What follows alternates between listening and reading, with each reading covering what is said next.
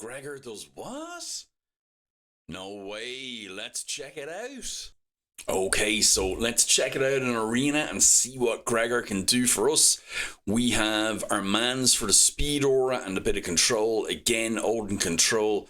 Gregor's going to be supplying a lot of ignore resistance and different things. Turn meter boost, skill cooldown, and buffs as well. And Thor's going to be doing our damage for us.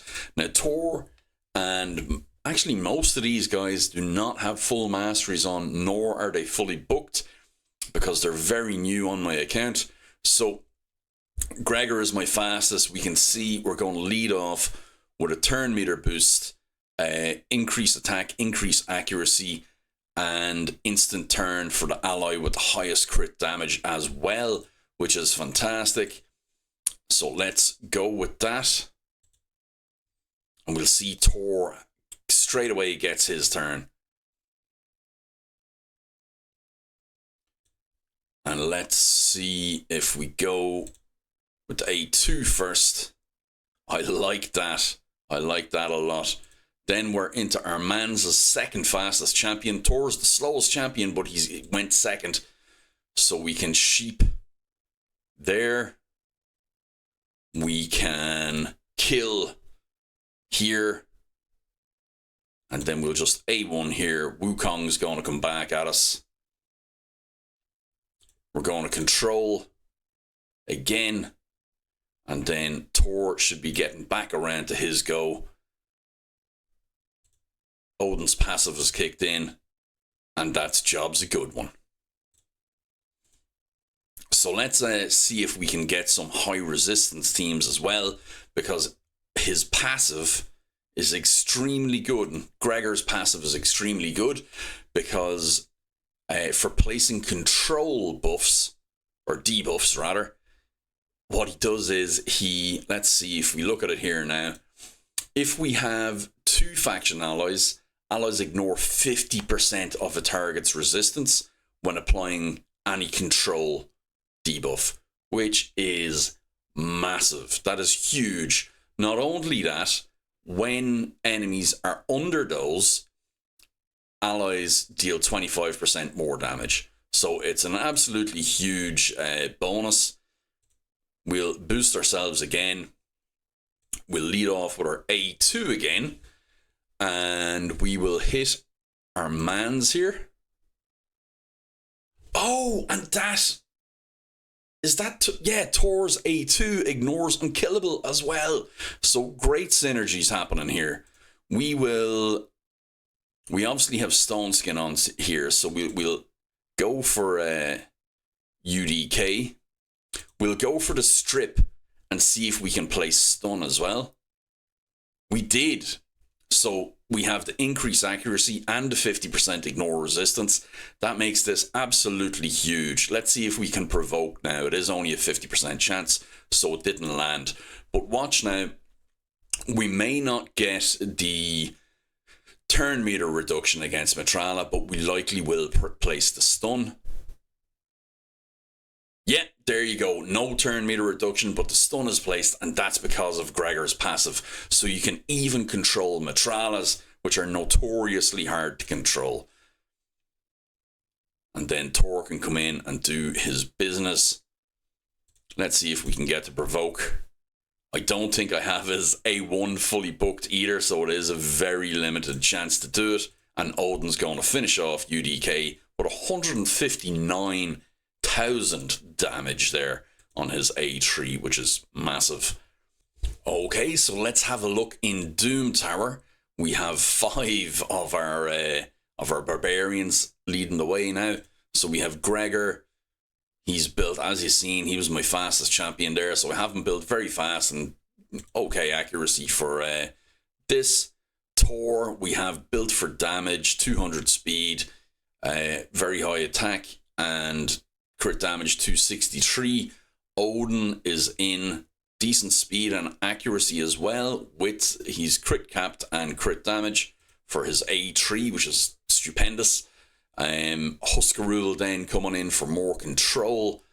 And I love a bit of Huskarul as well. Now, this is going to synergize really well because when Huskarul stuns, or when there's stuns out there, everybody else's damage is increased by 15% as well. That will stack with Greggor's, and we're looking at a 40% damage increase then from the barbarian faction, which is going to be massive.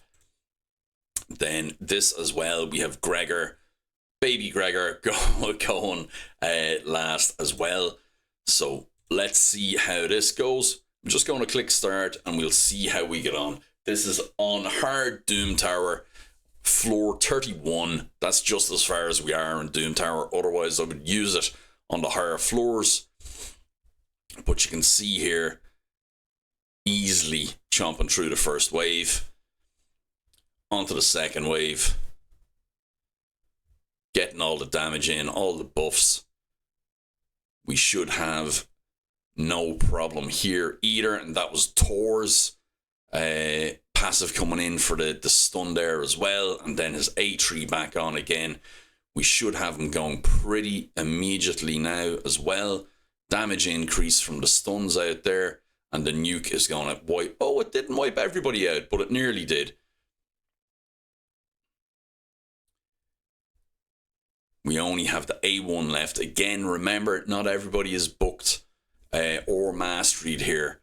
But we chomped through those waves, absolutely no problem.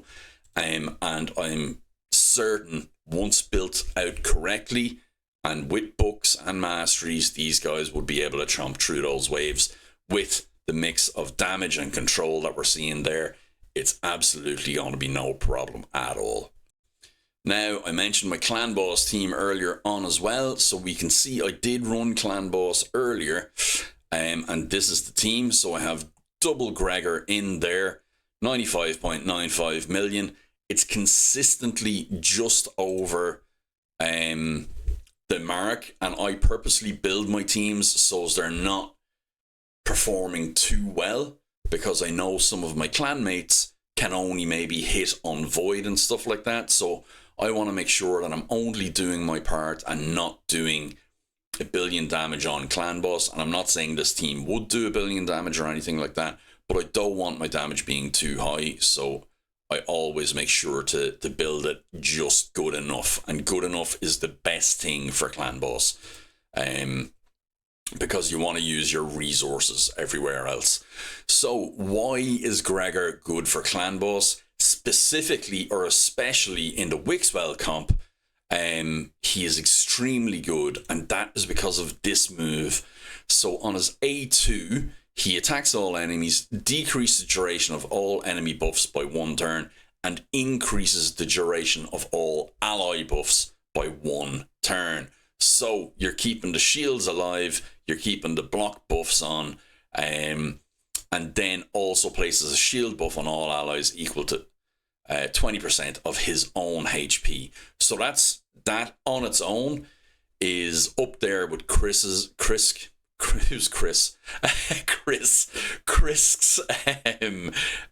extension. It's very good. It's on a 3-turn cooldown, but then if you can get him in with other barbarians, this is the ticket here, and that's why I have a second Gregor in there, because it decreases the cooldown of all allies' skills except his own by 1 turn, and that also is with an increased attack and increased accuracy on there as well. So synergy for that, especially for the Wixwell comp, is so good there. It just keeps on lowering the cooldown of everybody else's skills while extending the buffs and providing more buffs as well. So it's peachy.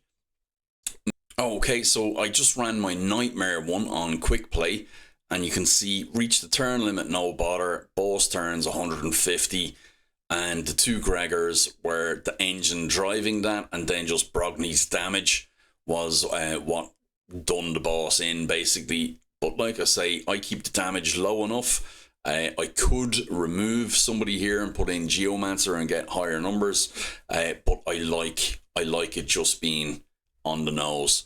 Wixwell, of course, is a vital part of that team, so I'm not underplaying that at all. but Gregor is the ideal complement to this team. And I did have one where I had a nuker instead of Brogni, and I had, what's her name, Valkyrie in instead of the second Gregor. So you can do it with other champions as well. You don't need double Gregor. It's just my little way of using unused champions like this dude.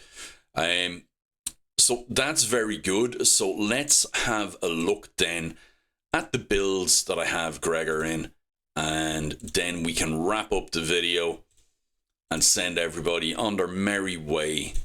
So recently used first, let's have a look at Gregor himself. I haven't built fast.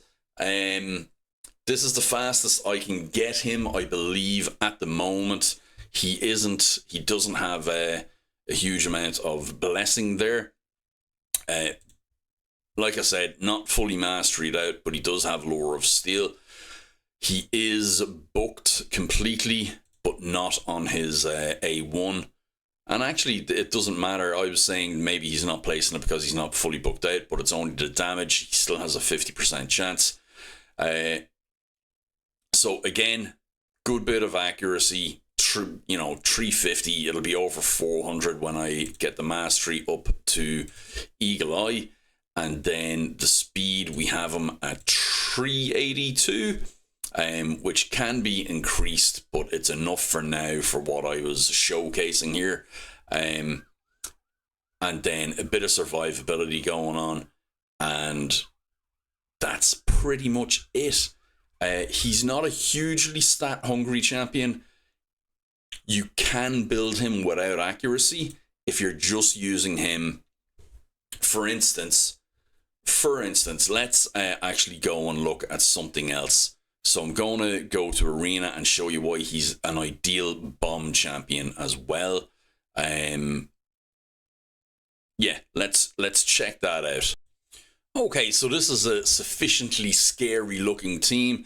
Now I do have Armanz in the lead for the speed aura because I just want to make sure I outspeed this, and I'm not even making sure of that at the moment. But we have Armanz, we have Gregor, we have Nishak, and I threw in Loki, who, as you can see, is not built either, but I have Loki in there for the chance to spread debuffs as well, which I thought would be very nice. So let's have a look at doing this. And this is what makes Gregor so good for bomb champions, is the skill that he's going to lead off with, which is this here. So increase attack and increase accuracy on his A3, which is great. Yoshi the Drunkard has that, and it's very good. But Yoshi the Drunkard doesn't have a 20% turn meter fill as well. So he's an all-in-one for that regard, as long as you have two faction allies with him as well. So we'll start off with that. Then Armanz can go in for a bit of control. We didn't get the resist on Taras, and that could be because Ancora took it off. We won't go with sheep because we want the bombs out. And we're positive affinity for everything. We have the bombs out everywhere. We'll decrease their duration. So Ancora is now gone. This won't do anything for us here. So what we can do is we can maybe try and provoke Taras. It'll hit UDK though, so that's no good. But what we can do here, and this is what I thought would be interesting with Loki. So if we select the target, while he is under perfect veil, applies a debuff spread effect, taking 2 random debuffs from the enemy and placing them everywhere else. Now, it's going to hit UDK, so we'll hit UDK anyway. And we didn't... Oh, we got some of it, I think, but we didn't get all of it. Not to worry anyway, but that is just a little showcase of why he is a very good bomb champion, and that should be everyone on the opposing team dead. At any moment now, they'll be dead. We're sure. There There we go. So that is my thesis on why you should pull for Gregor. I think he's very good. I think he's very underrated. I like him a lot. And I'm going to be building better teams and stronger teams with him because I think there's a lot of utility there. So he gets a big thumbs up from me, guys. I know MTG Jedi done a lot of work with him as well, so check out some of his stuff too. But in the meantime, like and subscribe to me, and I will see you in the next one. Thanks very much, guys. Bye bye.